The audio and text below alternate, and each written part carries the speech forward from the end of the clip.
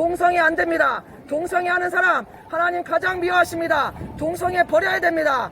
여러분, 우리나라가 큰일이 났습니다. 우리나라 큰일 났습니다. 동성애자들이 기하급수적으로 늘고 있고 에이즈 환자들이 엄청나게 늘고 있습니다. 1년에 에이즈 환자 치료비로 30조 원이 들어간다는 걸 여러분 아십니까? 무상 치료해주고 있습니다. 에이즈 환자들 무상 치료해주고 있습니다. 에이즈 환자들, 청년들 엄청나게 병원에 입원하고 있습니다. 병원에 입원하고 있는데 에이즈 환자라고 하지 않고 암 환자라고 하고서 입원하고 있습니다. 제가 아는 신부님으로부터 말씀을 들었습니다. 신부님이 병원에 봉사하고 오시는데 무슨 봉사하시냐고 물어봤더니 에이즈 환자들 도와주고 에이즈 환자들 봉사해주고 온다 그랬습니다. 그러면서 하시는 말이 우리나라 큰일 났다는 겁니다.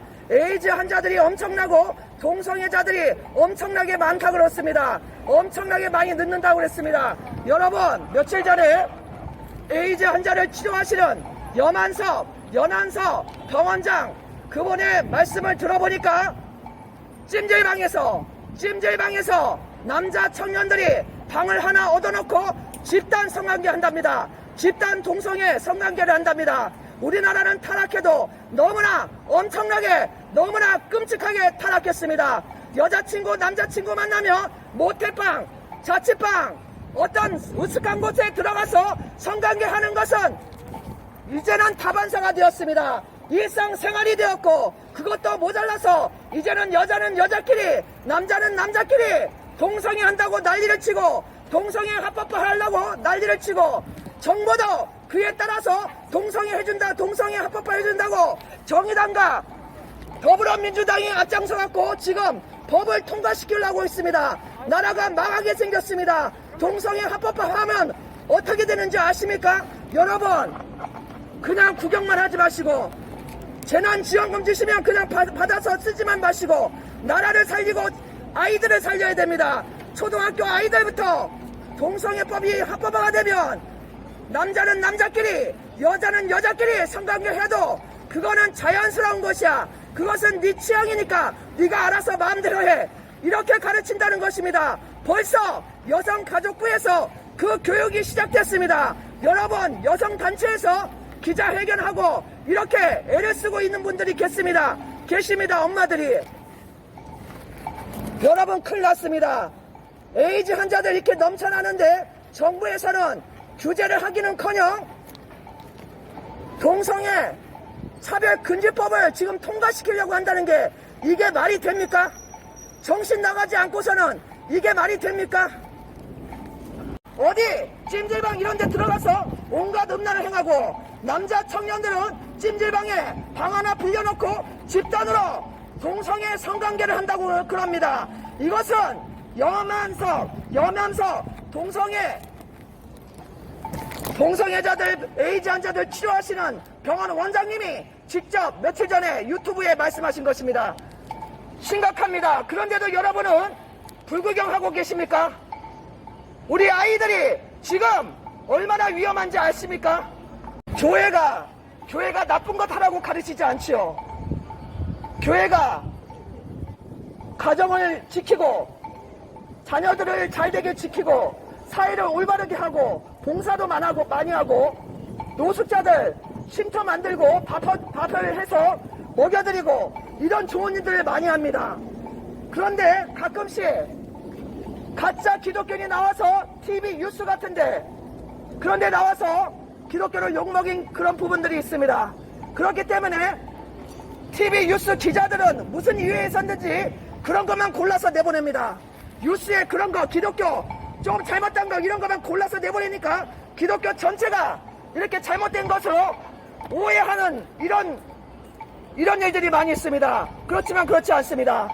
기독교는 사회를 지키고 가정을 지키고 나라를 지키는 일을 옛날부터 해왔습니다. 우리나라 초창기 조선시대 후반기부터 교회가 한 일은 병원을 만들고 학교를 만들고 백정들 여자들 인권 회복시켜줬습니다. 이렇게 외국 선교사님들이 와서 좋은 일을 많이 하신 것입니다. 우리나라 가장 못 살 때 1950년대 6.25 전쟁 때 그때 외국에서 선교사님들 오셔서 우리나라 많이 도와주셨습니다. 고아들 많이 먹여 살렸습니다. 그런데 지금 기독교를 욕하고 무조건 저 미국이면 다 욕하고 이런 일들이 빈번하게 벌어지고 있는데 여러분, 그러면 안 됩니다. 우리는 여러분이 인정하든 인정하지 않든 여러분이 알든 모르든 기독교의 혜택을 우리 대한민국은 옛날부터 많이 입은 것입니다. 선교사님들이 미국에서, 영국에서, 호주에서, 캐나다에서, 네덜란드에서 이렇게 많이 들어오셔서 우리나라 가장 못 살고 세계에서 가장 비참하게 살던 때 똥이, 서울 시내 똥이 바닥에 엄청 많이 돌아다니고 이렇게 엄청 못 살 때 우리나라 도와주셨습니다.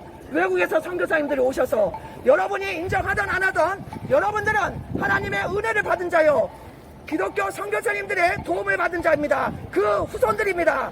여러분, 지금 동성애가 난무하고 성적으로 타락하고 또 마약이 젊은이들 가운데 유통되고 이런 끔찍한 일들이 대한민국에서 버젓이 벌어지고 있습니다. 여러분, 하나님의 심판이 있다는 것을 아시기 바랍니다.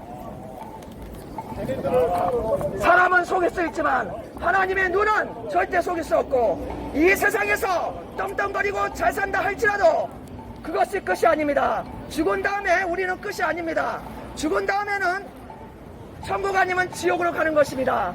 천국 아니면 지옥에 가서 하나님의 무서운 심판을 받고 본인이 일평생 지은 죄에 대해서 죄의 형벌을, 죄값을 받는 것입니다.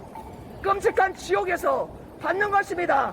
하나님이 성경에 수없이 말씀하셨고 하나님의 아들 예수님이 지옥이 있음을 수없이 말씀하셨습니다.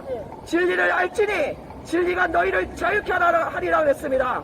여러분, 이렇게 하나님의 말씀, 성경 말씀, 예수님의 말씀을 외쳐 드릴 때 여러분들이 복받은 자고 지혜로운 자라면 깨달아야 됩니다.